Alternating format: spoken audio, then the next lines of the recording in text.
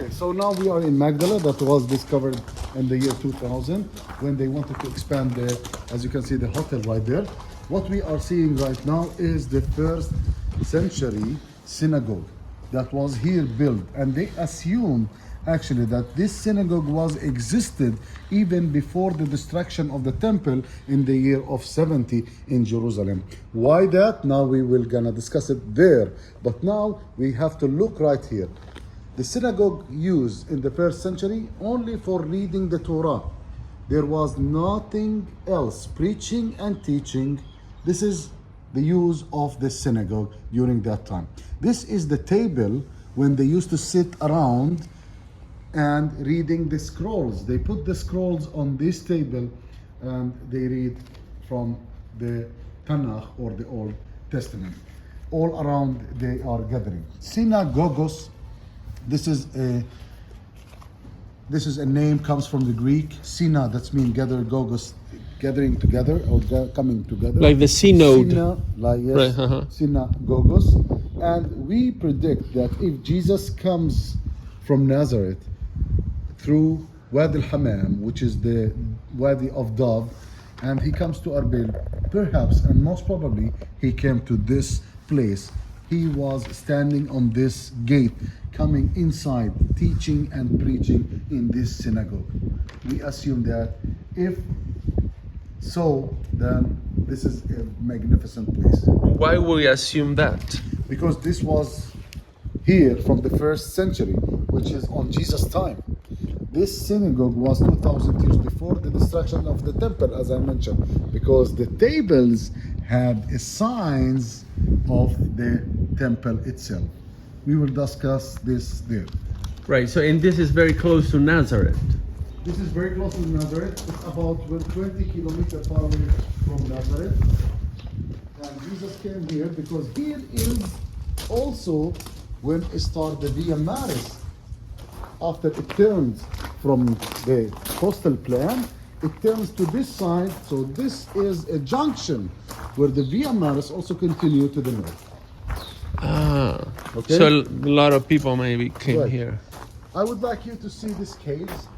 I would like you to see the carob tree in the horizontal, right there on the mountain. On the right there. on the left.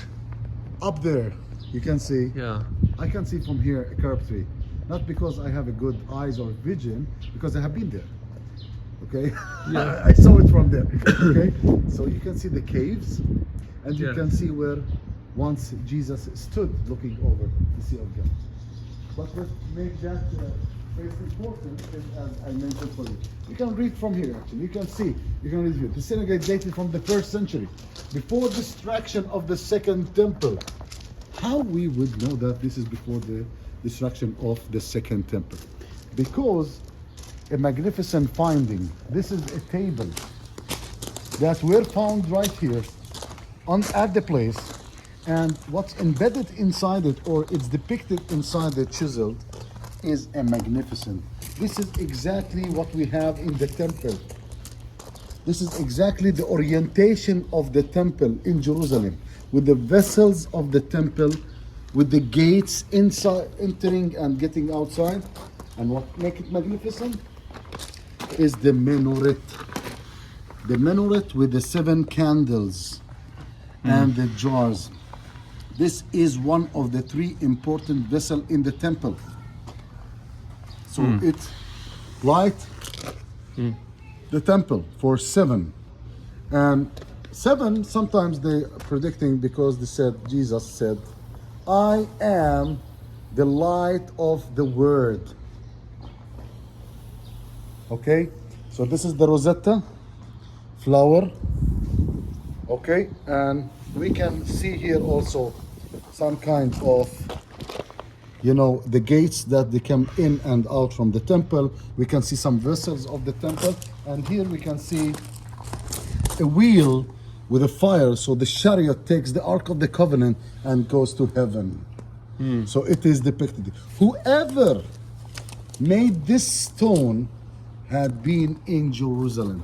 Whoever made this stone had been in the temple. He saw it. He gave the full details of the temple. So that's why we assume that This is exactly before the destruction of the temple was this synagogue here. So, according to this place in front of us, this place was a hometown for Maria Magdalena. Maria Magdalena also, she funded Jesus in his mission. Okay, we know that. She were rich person, okay? And in this area, they used to have in the Greek language, they call it the tetrachon, which is mean the salt fish. The salt fish. So here they used to fish and they put it to make it in salt and export it. Okay? So here, where they used to salten the fish.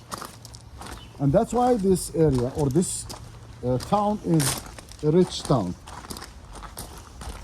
We can see to this type of stones.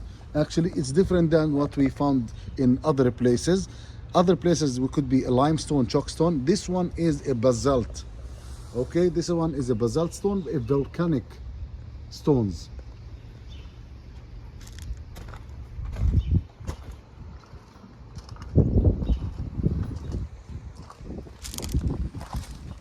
And this, my friend, Yes. talk about this. Yes. So this one it's a multi-use. This one is a multi-use. Could be they use it as a jar. Could be they use it as to put the fish in on keep it, or could use it as a smashing, you know, some kind of weeds. Many use, multi-use. This is a pools of for the fishes. People assume also they might be here and there some kind of mikvaot, which is ritual bath for cleansing for the Jew.